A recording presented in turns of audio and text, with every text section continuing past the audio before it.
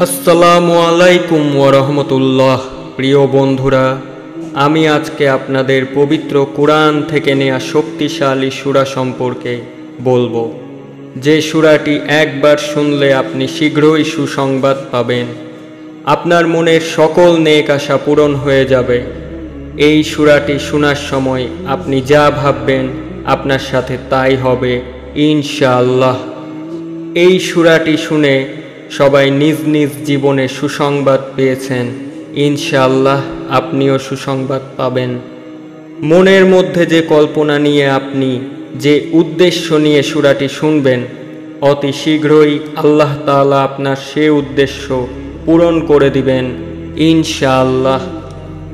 এটি কোরআনের অতি ফজিলতপূর্ণ শক্তিশালী সূরা, যে সূরার মাধ্যমে আপনি আপনার সকল কাজে সফলতা অর্জন করবেন ইনশাআল্লাহ।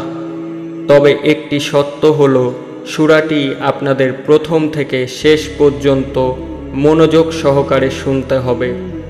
যদি সম্পূর্ণ না শুনেন তাহলে কোনো কাজ হবে না। আপনারা যারা সূরাটির নাম শোনার জন্য অধীর আগ্রহী সহকারে ধৈর্য ধরে আছেন, মহান আল্লাহ আপনাদের মনের সকল নেক আশা পূরণ করুন, আমিন।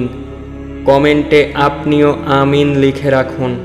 কখন কার দোয়া কবুল হয়ে যায় কেউ বলতে পারবে না।